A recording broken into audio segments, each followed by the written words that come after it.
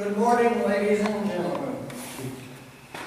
We are here to honor, as one United States Navy Lieutenant Commander to another.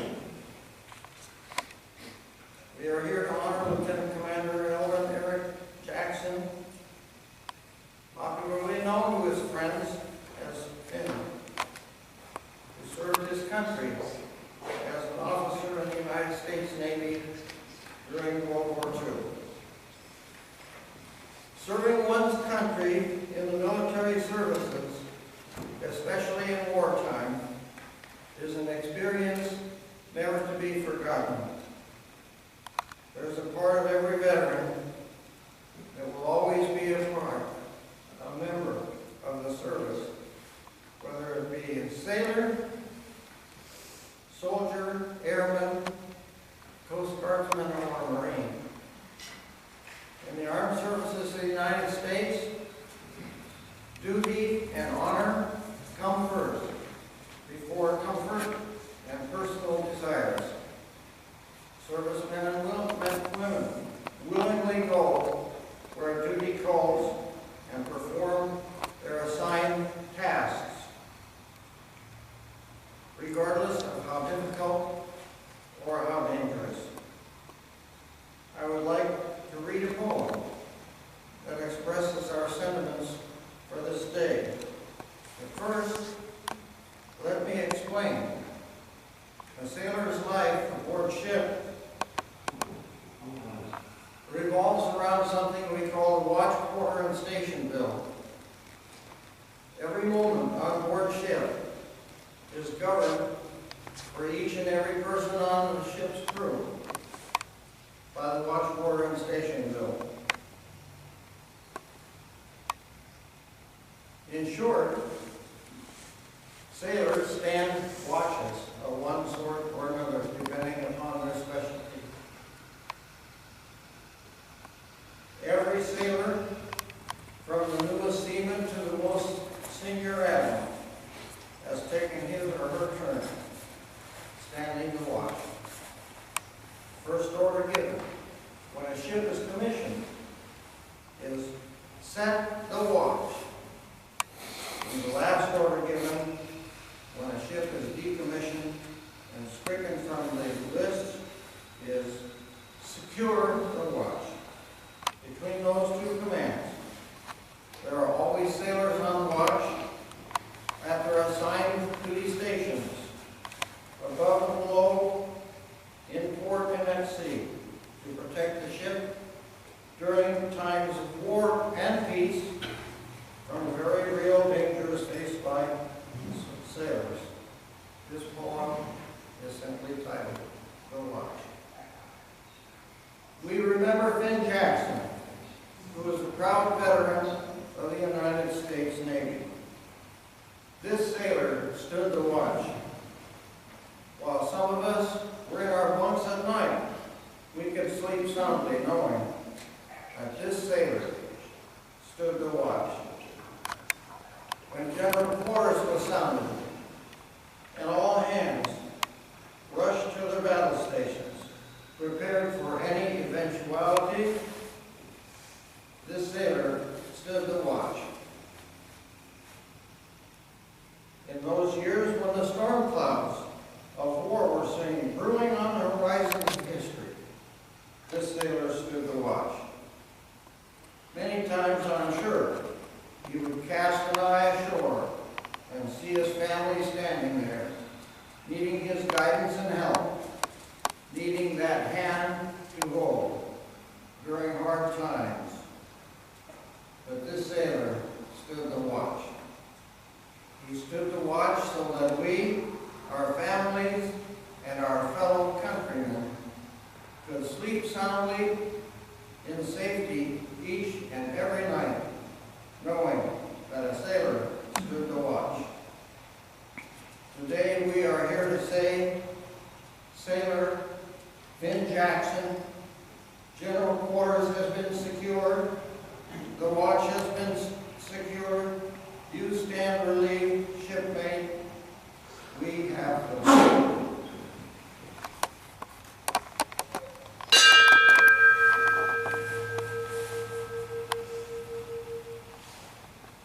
It is traditional to begin a military honor ceremony with the firing of a 3-volley rifle salute over the casket.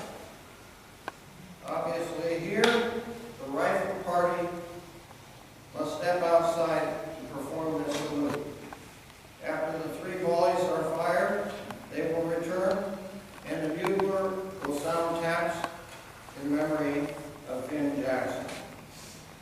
During the sounding of taps, it is appropriate for those who are able to stand with the hand held over the heart.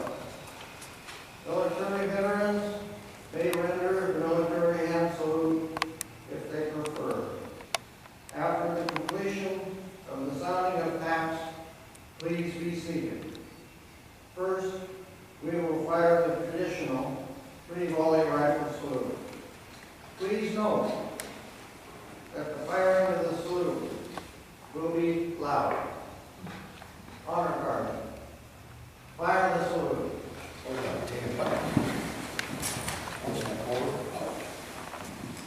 Left, right face.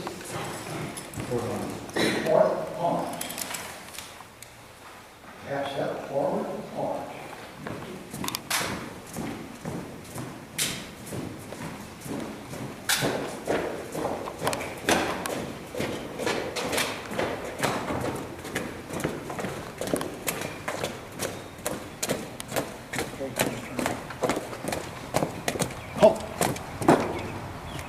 Ready. Aim. Fire. Aim. Fire. Aim. Fire.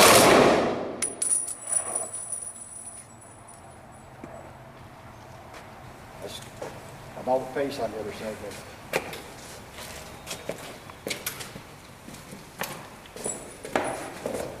You get ahead of me, Master Chief.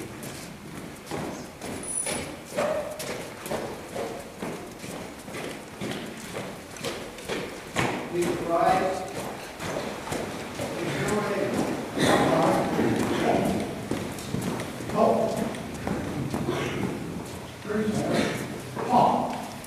Bugler, sound taps.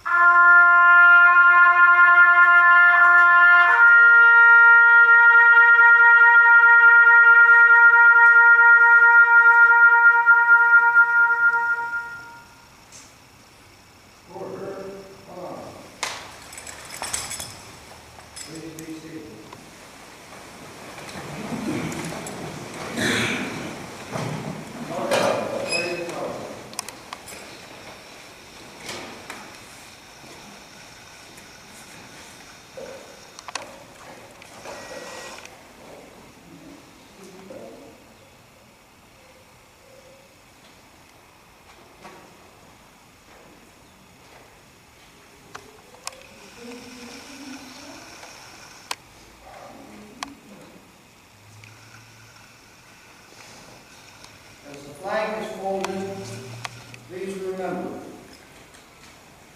that the Declaration of Independence of the United States informs us that we are endowed by our Creator with certain unalienable rights.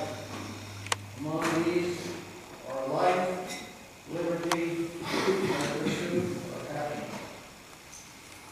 These rights are codified and built into the Constitution of the United States as a Bill of Rights.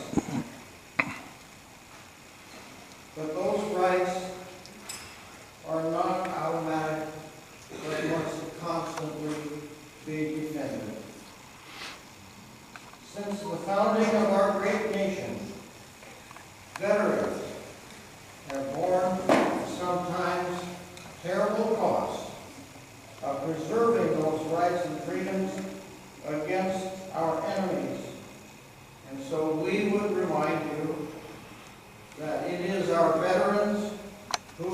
preserved for us the freedom of religion.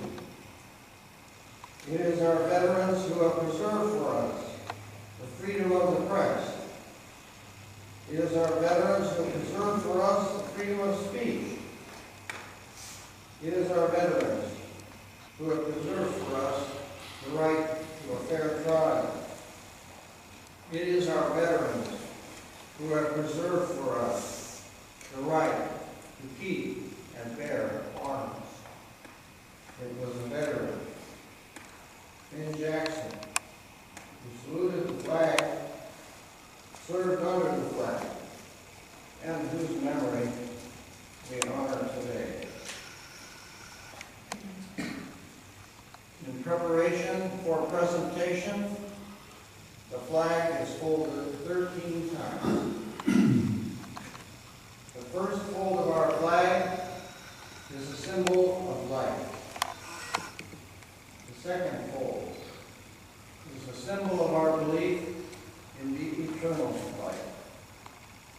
The third fold is made in honor and remembrance of the veteran departing our ranks to give up a portion of life for the defense of our country, to obtain peace throughout the world. The fourth fold is a tribute to our country, or in the words of Stephen Decatur, our country in dealing with other countries. May she always be right, but it is still our country, right or wrong. The sixth fold is for where our hearts lie, for it is with our heart that we pledge allegiance to the flag of the United States of America, and to the republic for which it stands, one nation under God, indivisible, with liberty and justice for all. The seventh fold is a tribute to our armed forces, for it is through the armed forces that we protect our country and our flag against her enemies, whether they be found within or without the boundaries of our republic. The eighth fold is a tribute to the one who entered into the valley of the shadow of death, that we might see the light of day, and to honor Mother, for whom it flies on Mother's Day. The ninth fold is a tribute to womanhood, for it has been through their faith, love, loyalty, and devotion that the character of the men and women who have made this country great has been molded. The 10th fold is a tribute to Father, for he too has given his sons and daughters for the defense of our country. The 11th fold, in the eyes of a Hebrew citizen, represents the lower portion of the seal of King David and King Solomon, and glorifies in their eyes God of Abraham, Isaac, and Jacob. The 12th fold, in the eyes of the Christian citizen, represents an emblem of eternity and glorifies in their eyes God the Father, the Son, and the Holy Spirit. The 13th fold, when the flag is completely folded, the stars are uppermost, reminding us of our national motto, in God we trust. After the flag is completely folded and tucked in, it takes on the appearance of a cocked hat, ever reminding us of the soldiers who served under General George Washington, and the sailors and Marines who served under Captain John Paul Jones, who were followed by their comrades and shipmates in the armed forces of the United States, reserving for us the rights, privileges, and freedoms we enjoy today.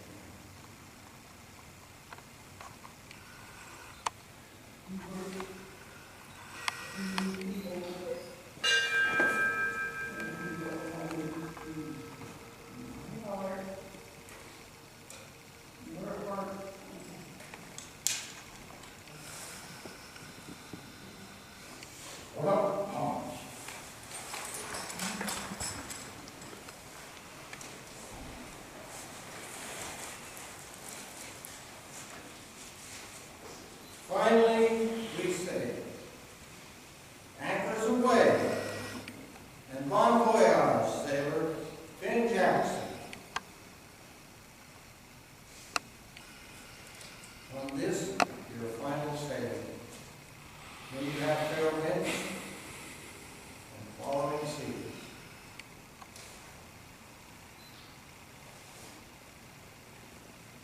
Dismiss the honor guard.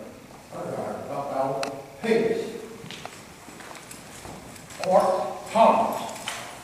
That has that one word, Thomas.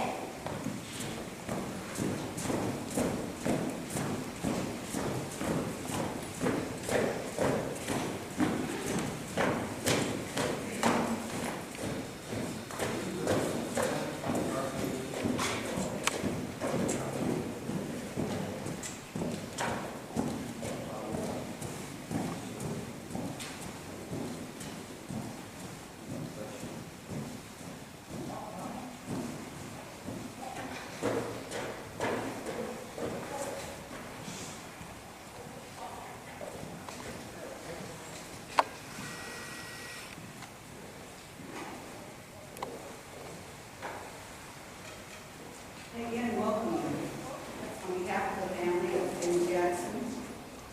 The service here today is for two purposes, and I hope I get to both of them for the entire decision. I urge you to listen to some of the words and open your hearts and minds. Our hearts have already been opened with that beautiful ceremony, and I'm going to give you some ideas on how to go forth in this place in an attitude of celebration of life. First of all, I would like to ask all of you to turn off your cell phones. If somebody's calling, it will work. So as I was asked to do this service, I received an obituary from the newspaper. It was overloaded. Good job. Far too much information to share in one moment. But Elvin Eric Finn Jackson was born February 1st, 1923.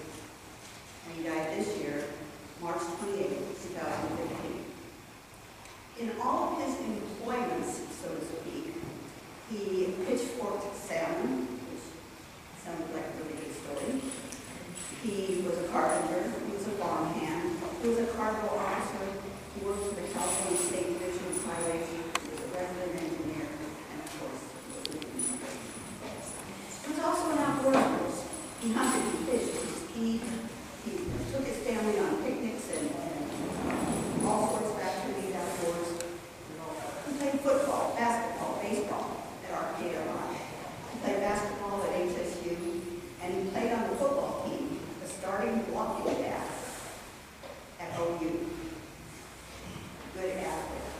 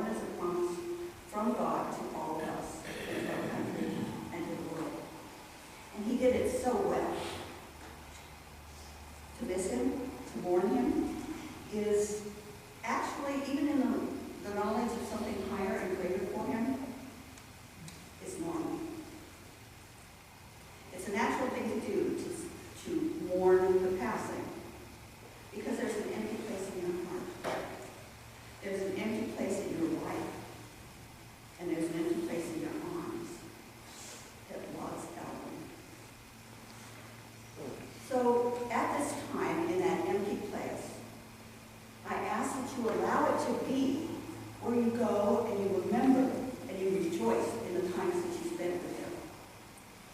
Where you go to be strengthened in your sense of wonder and adventure and responsibility and commitment. Where you go to examine your own life, its meaning and its relationships. And where you go to inquire what is in your life. And where you go to create that life with living, the love worth everything, and the dreams fulfilled.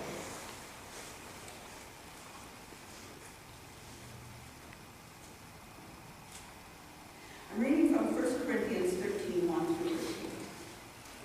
If I speak in the tongues of men or of angels that do not have love, I am only a resounding gong or a clanging cymbal. If I have the gift of prophecy and can fathom all mysteries and all knowledge, and if I have a faith that can move mountains, but do not have love, I am nothing. If I give all I possess to the poor and give over my body to hardship that I may boast, but do not have love, I have gained nothing. Love is patient, love is kind. It does not envy, it does not boast, it is not proud. It does not dishonor others, it is not self-seeking. It is not easily angered, it keeps no record of wrongs. Love does not delight in evil, but rejoices in truth. It always protects, always trusts, and always hopes, always preserves. Love never fails, but where there are prophecies, they will cease. Where there are tongues, they will be still. Where there is knowledge, it will pass away. For we know in part, and we prophesy in part, but when completeness comes, what is in part disappears. When I was a child, I talked like a child. I thought like a child. I reasoned like a child. But when I became a man, I put the ways of childhood behind me. For now we see only the reflection in the mirror. Then we see face to face. Now I know in part, then I shall know fully, even as I am fully known. And these three things remain: faith, hope, and love. The greatest of these is love. I have a story to tell, and it takes place on the East Coast, but it could be as well as in California. It's called The Ship. And there's a group of people down on the wharf watching the ship as it goes to sail. And I tell you, this is the most magnificent ship. It is beautiful, it's hand-carved, it's put together impeccably with wood screws. It is full of sail, and is filled with bounty and good people. And it goes off into the harbor, and then on out to sea. And as it goes, somebody there on the wharf says, "Oh, look, there she goes." And a little child near me says, "Goes? Where does it go?" And then somebody says, "It is gone." But on the far distant shore, there's a group of people standing on the boat. And first they see a speck in the sky, and it comes closer and closer. And they go, "Here she comes." And that is used as an analogy for death. And I think it's appropriate that Finn was a Navy man, being on having a boat that he built himself. And just that he is gone from our sight. That's all. He's not gone from our hearts. He's not gone from our memories. He is here, right now today, and will be for as long as we each have memory. Right now, I'm going to pray. Everlasting Spirit, giving of itself into eternity, we accept the life of Finn as the very breath and heartbeat of your love. We embrace the idea that our remembrances will keep Finn alive to us for the rest of our lives. We are excited about the legacies he's left behind in each of our hearts and minds, in our lives, to make this world a better place. We agree to serve as the example he set for all of us in all manners and behaviors, so that it again becomes fashionable to remain a steadfast husband, a loving father, full of skills and education for the future of his children, grandchildren, and great-grandchildren. And that we each remember to prioritize in favor of love instead of anything else.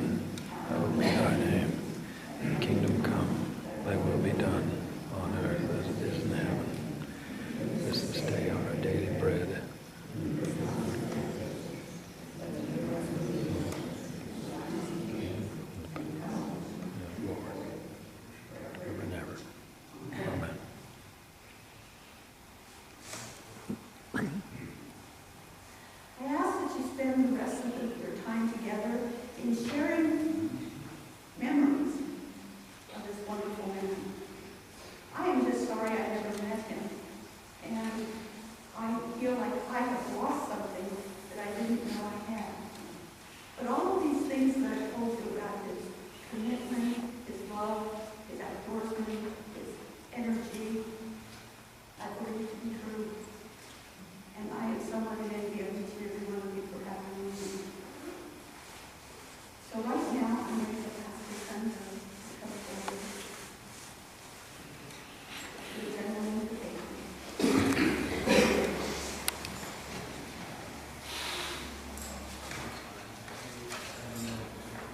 I'm at a loss for words. The first thing I want to say is thank you, all of you here. The people from Caltrans family, people from the family, Morris family, just all the friends that are left at Baghdad, everybody who got is very shy, gentle soul. He's the thin fin. You know, we say how there was between an extroverted fin and an introverted fin by the fact the extroverted fin is looking at your shoes instead of their own. But sometimes Dad will come out of that shell and have a great sense of humor. And people like Dennis and John were marvelous people who worked with him. And they knew his medium at work was professional. I'm sure they had maybe some fun and some laughs. But it's an honor to be able to tell you yourself. God was the resolution on that bridge. God was the resolution on that interchange. You probably not trying. Your grandfather was in charge of straightening that stretch of road on 29. That's where your dad was in charge of building that field. So he really got a lot more than himself. Thank you.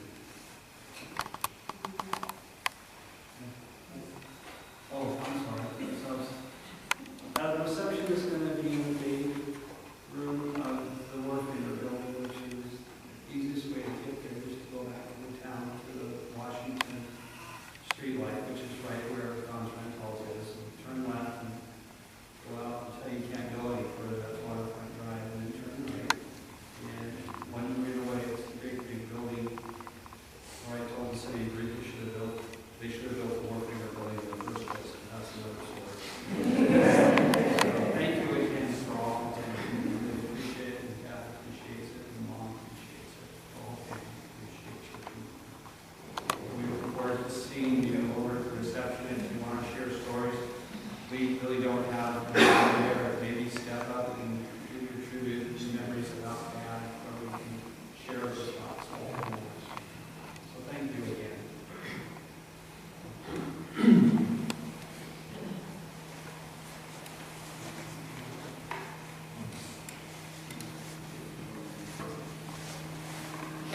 Ladies and gentlemen, on behalf of Sanders Funeral Home and Sunset Memorial Park, thank you all for coming today. And on a personal note, thank you guys so much for trusting me.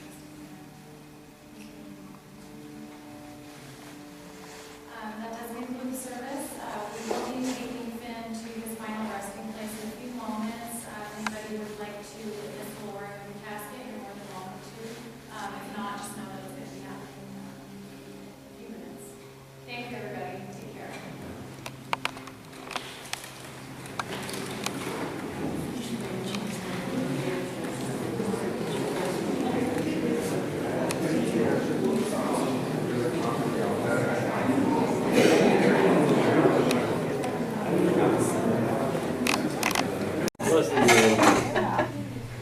I know my wife. We had people. You're going, really?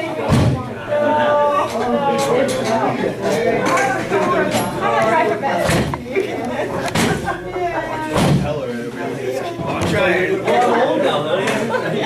I had the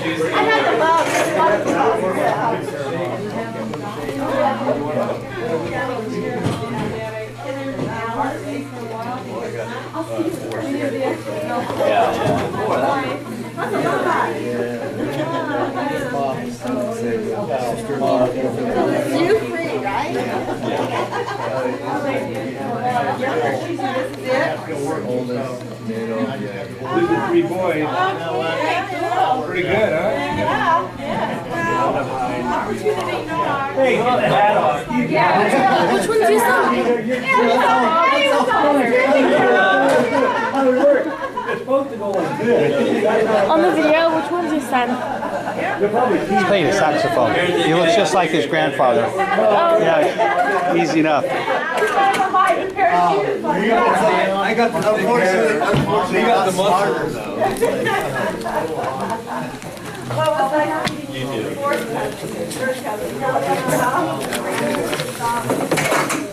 Are you leaving me, Shamar? Huh? Are you leaving me? Memory book of Dad's retirement party after 35 years with Caltrans. Hey Doug, is this your mouse? Yes. Okay. Yeah, come by and want to see you. Dad's calculator. Why in the heck did Dad save all these magazines? What grade is he in now? He's a pack rat, just like his son. What grade is he in now? He is a senior at the Coast Guard Academy. Oh, really? Yeah.